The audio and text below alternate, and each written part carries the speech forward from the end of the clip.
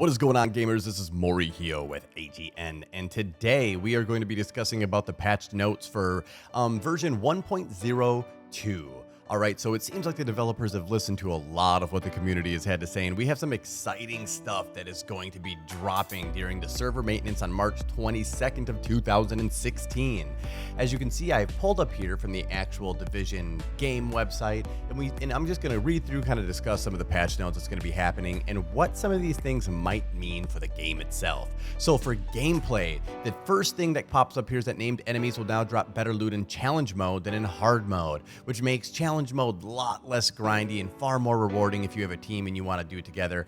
As of now, it would be that you would go in there and essentially get the same stuff that you could get from, just killing enemies in the DZ, and honestly, that's not fair. If you have a good team, you're in challenge mode and you're grinding it out, you should get better rewards. They've added a cooldown period for the static turret in order to avoid a stun lock in PvP and PvE game modes. Named NPCs will no longer respawn after being killed in the open world. So this is going to stop us from farming the Autumn Hope safe house, from people being able to just kill the named boss, not kill his mob, go back and do it all over again and just farm Phoenix credits and high ends. Modifications to the weapon talent trained. It can now only be rolled on shotguns, marksman rifles, and pistols, and it's been reduced from 1 to 5% to a constant 0.1. So that means for the Midas, which it had eventually, which it had trained and allowed people to basically get their signature skills back really fast. Now they're not going to be allowed to get their signature skills back that quickly. It's only going to be a 0.1%, so that's a huge nerf. And for the Midas, the train talent has been replaced with responsive, which increases damage when getting closer to the target. So this applies to existing weapons as well as newly acquired ones. For all SMGs, LMGs, and assault rifles, it'll be replaced with another randomly generated talent. So this applies to existing weapons as well as newly acquired ones as well. They fixed the speedrun exploit. For the Rooftop Comm Relay mission as well, fixed an issue where weapons dealt no damage if the reload animation was interrupted by an agent's skill. They fixed an issue where players became stuck in an emote animation if activated by a chat while auto-running. Fixed a bug where skill power would be increased permanently while using the Death by Proxy talent. They fixed a bug where experience was not being awarded by completing all side missions in the Midtown East safe house. They fixed instances where the Seeker Mine with Airburst or Multi-Mine mod would detonate too soon, miss targets, or cause no damage. They fixed a bug where grenades would sometimes not display the full blast radius warning before detonating. They fixed an issue where some NPCs in low cover would not react to being shot by the player. Fixed an issue where emotes would cause the player model to behave oddly, so like missing guns, players stuck in emote animation, etc. They fixed a bug where weapon mods and weapon skids would not show up on the other players in the game world, which is, oh my god, so frustrating. Here, see my weapon skin. Can't see it. It's just basic bitch vanilla. All right, guys, so they fixed an issue where DPS would not be calculated properly when purchasing a new weapon mod, which, oh my god, why was that even a thing in the first place? It's just, they made it so confusing to try to figure out your true DPS, but we're not even going to get lost in that rant. We're going to go straight on to see what type of changes we can expect to have in the Dark Zone. That's right, they made Dark Zone changes, and the Dark Zone changes that they have are as follows. Players can now heal other neutral players in the Dark Zone by using first aid and support station skills, which means full teams that are not together who are hunting rogue agents will now be able to heal themselves. So expect it to be a lot more pressure, and to make all the division agents hunting rogue agents, those are going to be a lot harder to kill now, because they'll be able to fully heal each other, be able to get inside of their healing bubbles. I mean, that's going to be crazy. Okay, it means it's going to be a lot more pressure on the rogue agents, to be honest, and we're going to see that. Players are now able to fast travel to Dark Zone checkpoints, but only when coming from outside the Dark Zone. So this means that if your friend is in DZ6 and you don't want to run through 1,000 swarms of level 32 enemies, you can now just fast travel to the nearest safe house and meet up there.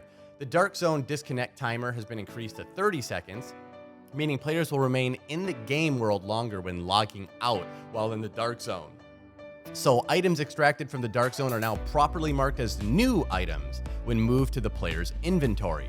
Players killed in the Dark Zone now drop ammo, medkits, and grenades. This loot is generated and not taken from the dying player's inventory. So this means that while other agents can heal themselves when hunting rogue agents can now get medpacks, ammo, and grenades from the agents they kill, which I think maybe might balance each other out a little bit, you know what I mean? So it's good that they're doing that, because you know the big thing about going rogue is that you go rogue and suddenly you literally only have so much time you can possibly survive before you run out of ammo, medkits, and grenades. So this is going to be a huge boon to people who like going rogue out there.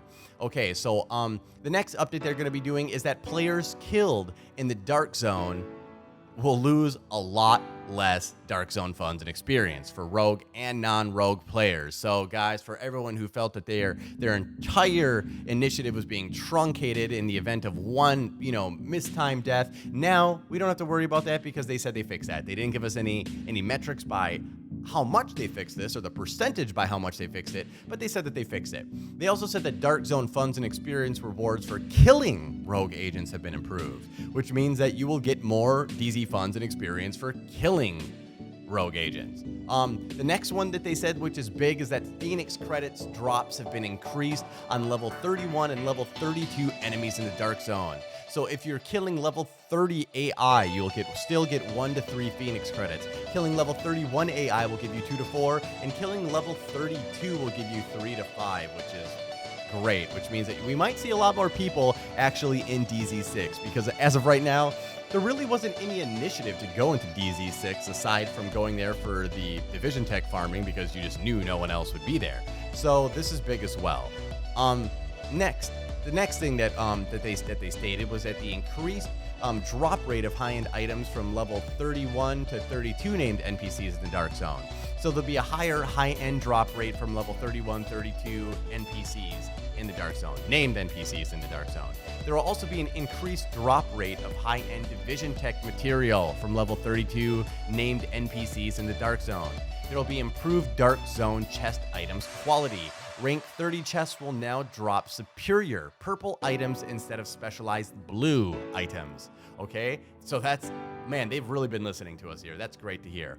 Key chests now have a chance to drop high-end gold items. Oh my god, everyone is going to start chest farming now. So all of those hundreds of DZ chest keys that you guys have saved, well, maybe not all of you guys, but for me, I know I have like 150 sitting here. They're now finally worth something. Oh my god. All right.